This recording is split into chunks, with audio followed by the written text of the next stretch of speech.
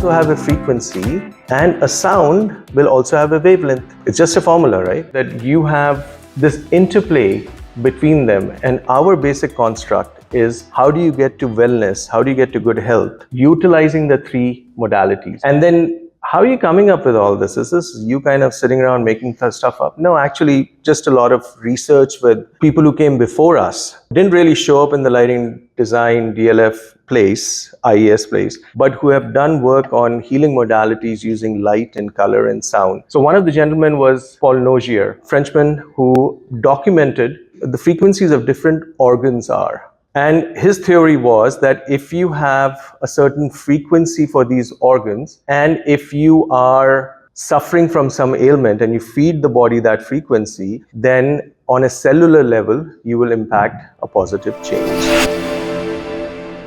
Why don't you have uniformity on the lucite panels that are backlit? And we had pre-facto stated to them that we are going to be inspired by eddies of light. Any of you been to VHS? VHS is this bioluminescent bay that is outside Puerto Rico, and it's really quite incredible how the eddies of light happen with movement, that it's actually creating this natural eddies. I said, well, pre-facto we had said that this is going to be inspired by Mother Nature, to a cortisol secretion which leads to inflammation, pain, depression, and then memories that are pain triggered. You get into this vicious cycle and you can't get out of it unless you have an intervention. I'm here to talk to you about how light, color, and sound, LCS as we call it, as new modalities, can help you design differently. So we are here for a shift in our zeitgeist, a shift in our paradigm, and saying, how do we embrace the fact that our audience requires this as a neurodiverse audience, and that we need to respond to the time. So it's not really about light levels anymore. If you think about it, you don't need lighting designers to give you light levels, because there are 5 AI engines right now that can give that a full layout. Conference room like this, they'll probably do a better job.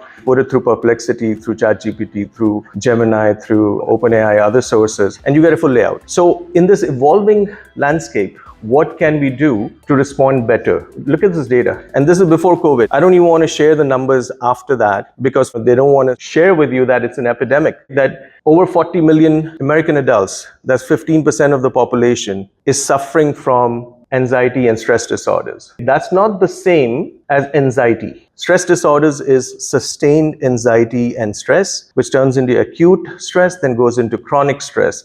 And that's when all these lifestyle diseases come in, which will include obesity, diabetes, etc. You must have, seen hundreds of YouTube speakers on this. I'm not here to talk to you about how all of this works in the bigger picture, but more about what you can do as lighting professionals in your spaces to provide lighting or design solutions which are able to take LCS, light, color, sound, and give more updated response. But in the global south, almost 75% of people remain untreated for stress issues, because we do a lot of work in the global south. What we find is that when we talk about stress, everyone's very receptive. It is taboo to talk about what it's doing to them.